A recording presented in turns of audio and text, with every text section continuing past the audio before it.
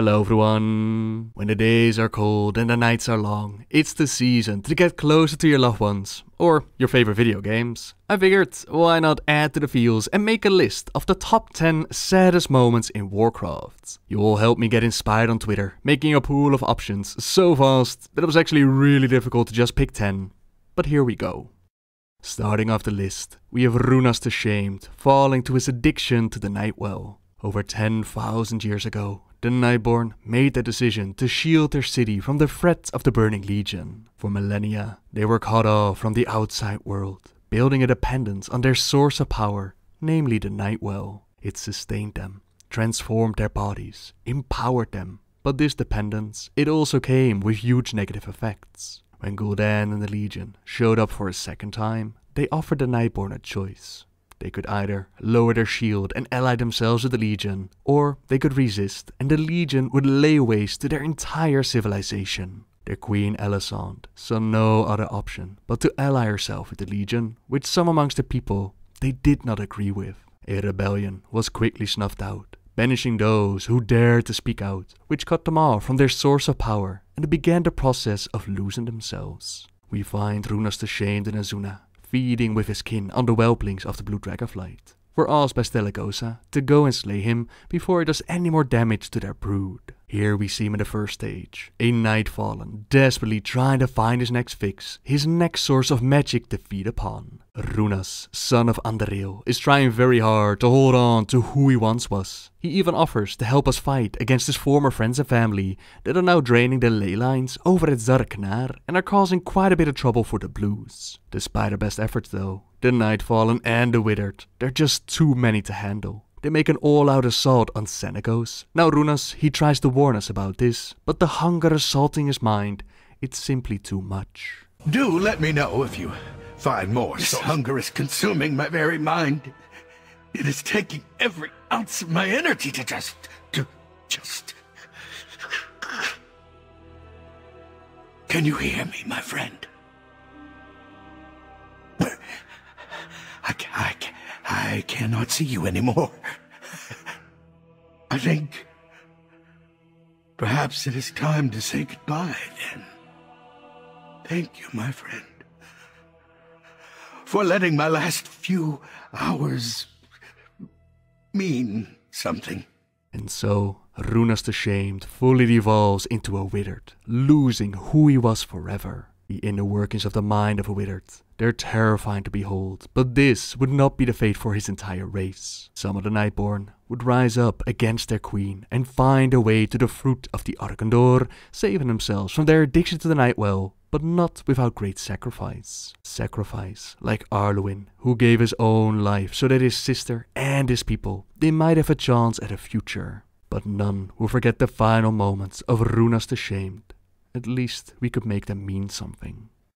At number 9, when Velen and the Eredar refused the offer to join Sargeras in the Legion, they were forced to flee their homeworld of Argus and became known as the Draenei. From planet to planet, they escaped the wrath of Kil'jaeden until they crash-landed on a little planet known as Draenor, homeworld to the Orcs. Through the manipulations of Kil'jaeden, the honorful Orcs fell into darkness. They exchanged the elements for the Fel, drank the blood of Manoroth, and did horrific things to the Draenei. The path of glory is paved with the bones of the fallen. The Draenei prisoners were sacrificed to open the dark portal. Yet for me, the saddest moment in that sickening war was the assault on Shafrath and the Aftermath, one of the last holdouts of the Draenei. By this point, Velen and his people, they knew that the Horde would never stop hunting them unless they were convinced that the Draenei were wiped out. Brave men, women and children stayed behind in the city to make their final stand, to have them believe the war was won, while some of them fled to hide in the Zangor Marsh. They were ready to lay down their lives so that others might live, but they would not go down without a fight. Yet none of them had expected the true horrors that would be committed on that rainy day. By combining the dark powers of the Legion with the red pox disease, Gul'dan and his forces, they made a bioweapon, a red mist that filled the lungs of the few defenders that remained. Immediately, they began choking and retching. They doubled over, many of them dropping their weapons. The barbaric Orcs made quick work of the sickened warriors, reveling in the carnage. When the slaughter was finished, they glared upward, rapid in their desire to tear the defenders on the wall limb from limb. It was on those walls where Vindicated Obundo was trying to hold the line. He was well aware that they were meant to be sacrificed so that the others would live, but he felt comfort in the fact that his spirit would become one with the light. What he did not know was that the red mist had a very nasty side effect. It disconnected them from the blessing of the light, and he was unable to put up a resistance. Miraculously though, Nobundo would actually survive his encounter with the orcs and Gromar's Hellscream. When he opened his eyes, he found himself in incredible pain, and the light would not answer his call. Up above, he heard the orcs and a cry, the sound of a terrified female. The entire expanse of the lower city, lit by the moon and ambient firelight from above, had become a dumping ground for the bodies of the butchered Draenei. And though the rain had stopped, the corpse mounds were still slick with vomit and blood and every manner of waste. Nobundo's heart withered at the sight of children amongst the dead.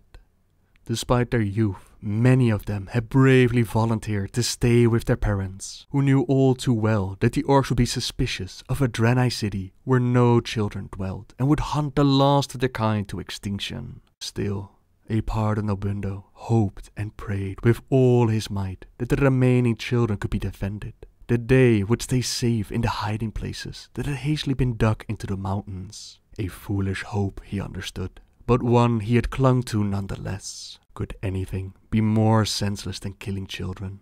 Again, his ears were assaulted by the screams of a female, accompanied by taunts and jeers. The orcs were celebrating, reveling in their victory.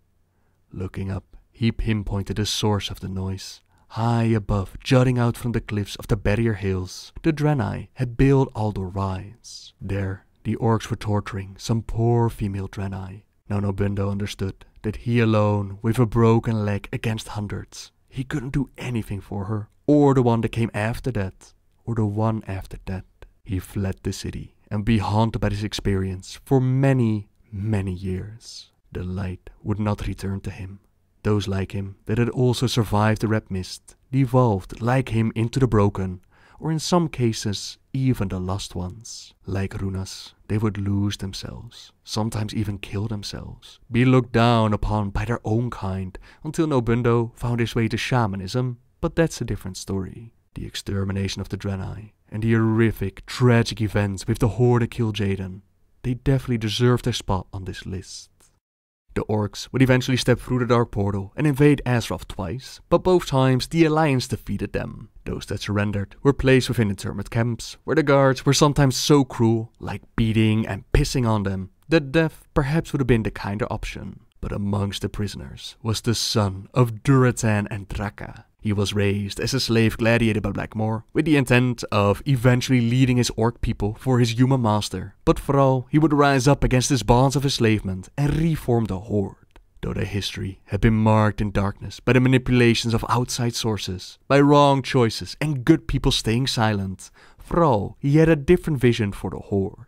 They would not forget about the mistakes of the past, but still carve out a new future, carve out a little piece of the land to call their own. But letting go of your past is not so easily done. When Medivh went about warning the world of the return of the Legion, he told Thrall to take his people west to the ancient lands of Kalimdor. Gromash of the Warsong clan, the one who had drank the demon blood first and was a very strong ally in their campaign of liberating their people, he joined him on his journey, but along the way, that ancient old demon blood still pumping in his veins, it started to act up.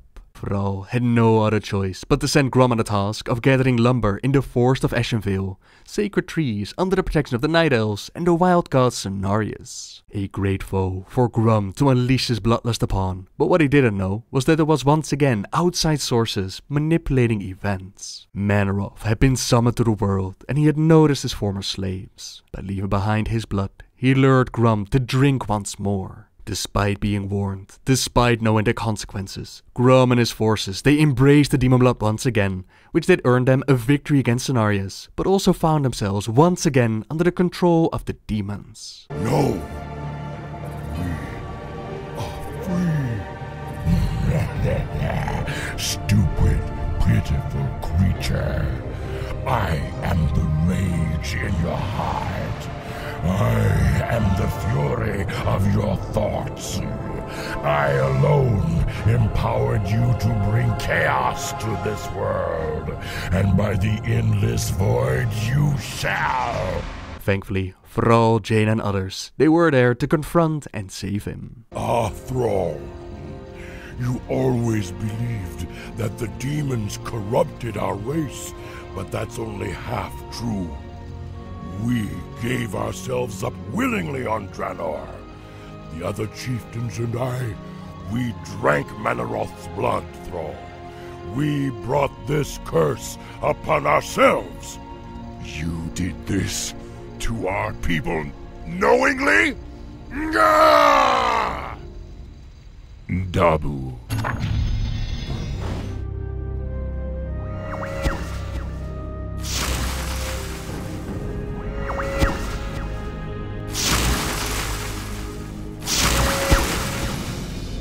Gram, Thrall, I see clearly now. I'm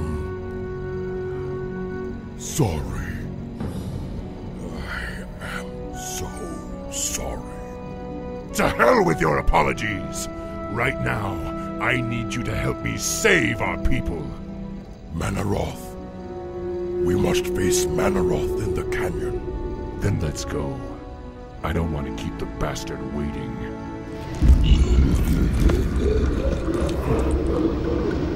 So predictable. I knew you would come. And I see you brought the mighty Hell Scream.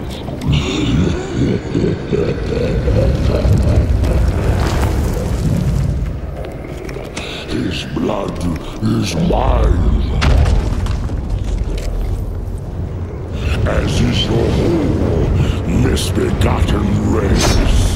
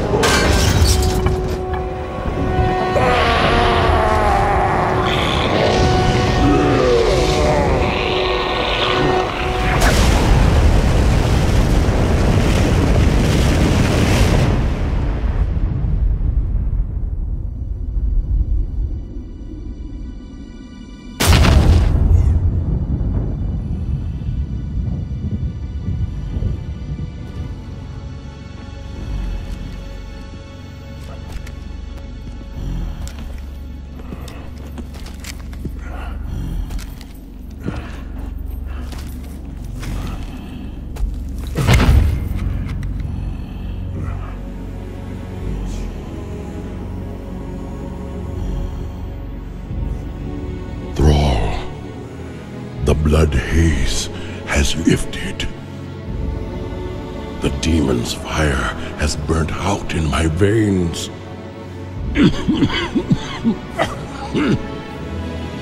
I have freed myself.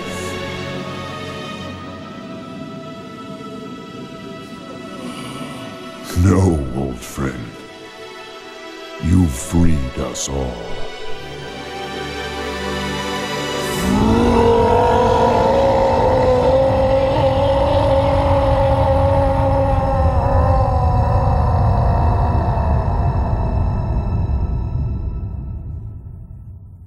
Gromash's sacrifice. It liberated his people from the blood curse. A great thing, of course, but it also meant they were now free to relive all of the unthinkable acts that they had performed under the Legion's influence. All the same, in the end, Gromash made the ultimate sacrifice. He brought down the Pit Lord Manoroth at the cost of his own life, which would mean that the orcs were now free. Now some of them were wise or lucky enough to never drink the demonic blood to begin with. Some, like Garrosh Hellscream, the son of Gromash, who met up with Thrawn Outland during the Burning Crusade.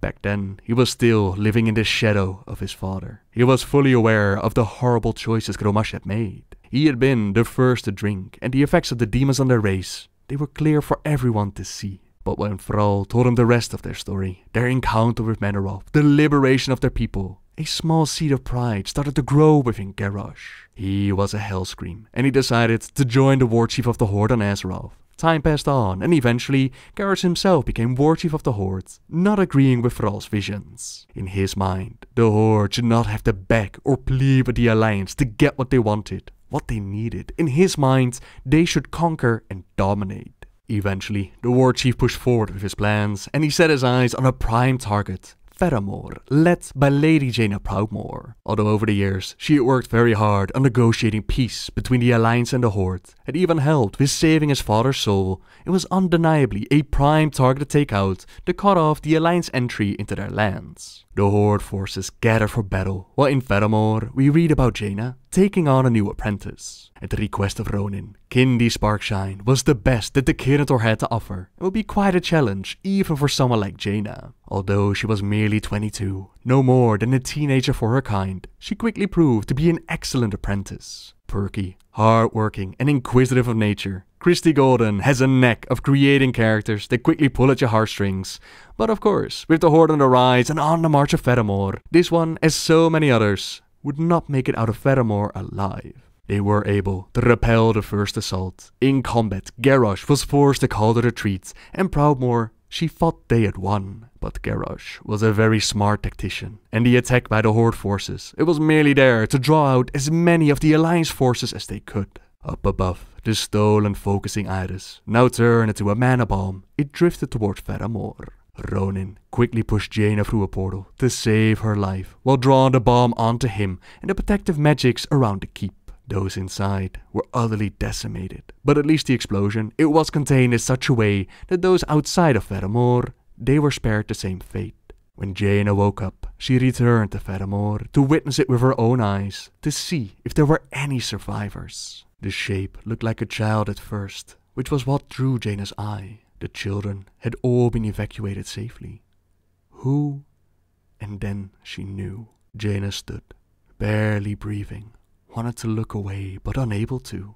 Slowly, jerkily, her feet moved almost of their own accord, taking her to the body. Kindy lay face down in a still puddle of her own blood. The crimson stain had tainted her pink hair, matting it, and Jaina realized she wanted to plop Kindy into a hot bath and help her scrub herself clean, get her a fresh new robe. She fell to her knees and placed a hand on the girl's shoulder to turn her over. Kindy's body crumbled into shining violet dust. She screamed in utter horror, frantically gathering up the crystalline powder that was all that remained of a smart, lively young woman. She screamed in loss, in grief, in guilt, and then most of all in rage. Rage at the Horde, rage at Garrosh Hellscream, rage at those who followed him, rage at Bane Bloodhoof, who had warned her but had nonetheless permitted this to happen, had perhaps known this was going to happen. Her screaming turned to raking hoarse sobs that ripped her throat. She kept lifting handfuls of the purple sand, trying to hold on to Kindy, her sobbing increasing as the dust persisted in trickling through her fingers. The death of Kindy Sparkshine, as well as all the others, the bombing of Theramore, it would kill the peace seeker that Jaina was, and for a while she actually went out in an attempt to try and claim vengeance by flooding Orgrimmar. While on that quest, she also visited the Sparkshine family. She had planned to be eloquent, to praise Kindy as the girl deserved, to give her bereaved family comfort, to let them know that Kindy had fought well and bravely, that she had been a light to everyone who knew her, that she died defending others. But what burst from Jaina's lips was, "I'm sorry. I'm so sorry." And for several long moments, it was the Sparkshines who gave Jaina Proudmore comfort. Wendell, Kindy's father, he is the one who lights the streetlights in the city, and with special permission, he lights them in honor of his daughter. The golden light was traced in the shape of a laughing gnome girl with pigtails. When the sketch was done, it came to life for a moment, small hands covering a giggling mouth, and Jaina could have sworn that she heard Kindy's voice. She glanced down with blurred vision at Wendell, and saw that the gnome too wept, though his eyes crinkled a loving smile.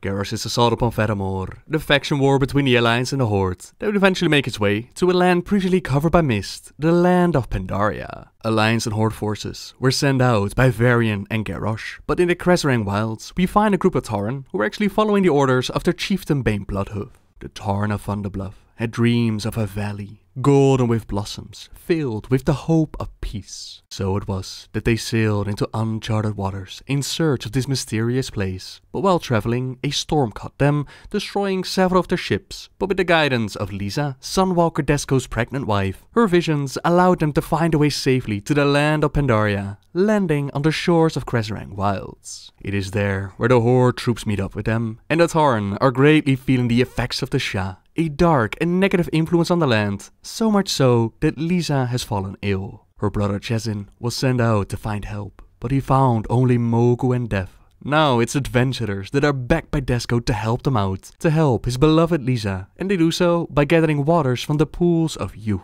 The stories say that these waters have the powers to extend someone's life, but on the Alliance side, we actually uncover that these are merely stories. The water does not extend or make new life, it merely transferred it from one to another. Unaware of this, we bring the waters to Lisa, just in time to see her go into labor. Walk with the Earth Mother.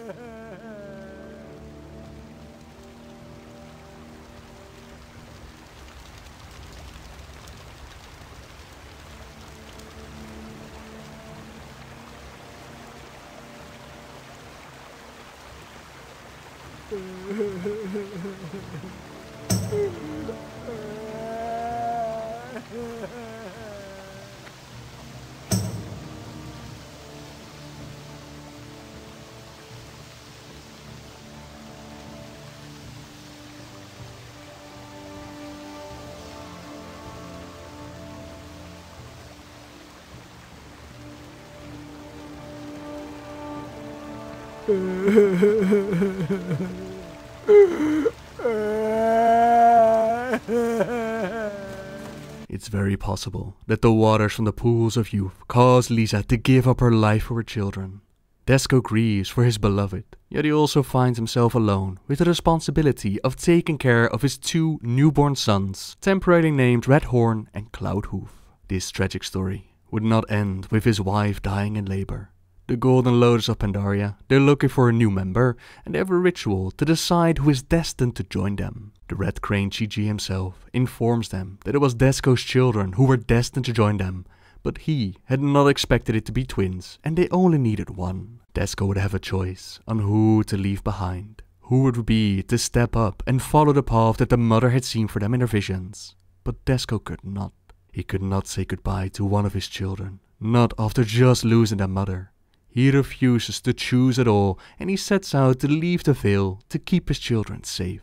Members of the Golden Lotus, they eventually catch up to him, but they don't force him to make his choice. His children are connected to the Order now, and it was their mother's visions that had brought them here. But this wasn't what Desko had expected. They came here looking for peace, not to lose everything that he had. And in his mind, the safest place for his children, that was to be right at his side. If the Golden Lotus really wants to follow them, so be it. But that night, they come under attack. Quillen and Mogu. A fierce battle in which the paladin, he desperately tries to keep his children safe, like his wife had begged him to do. Sadly, Redhoof was hit by a poison blade, while Cloudhoof, Desko hadn't even noticed when he'd been crushed in battle. Despair swept over him, wondering if he had been the one that had crushed his poor boy. But the Golden Lotus told him to focus, that there was still hope for one of them. At the pools of hope, the poisoned cup was placed in the water. At first, nothing happened, but then the great red crane appeared and healed its wounds. Desko, hugging his son tightly, asked the Celestial if there was anything that he could do for his other son.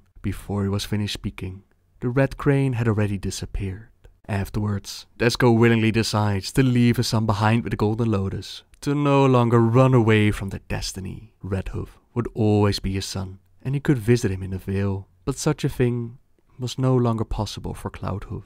Desko sat down to rest before beginning the funeral. It was still dark out, but the dawn would come soon. He could feel it. The when didn't concern him any longer. "We're home," Desko said out loud.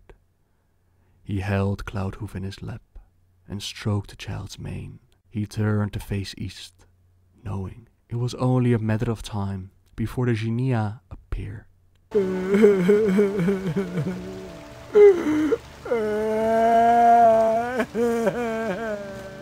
And that's where we'll cut off the top 10 list for today. Next week, we'll count down the top 5. So by all means, if there are any more sad moments of Warcraft that you would recommend, let me know in the comments down below. For now, thank you very much for watching, everyone. Subscribe if you like my videos. Leave a like if you enjoyed this one.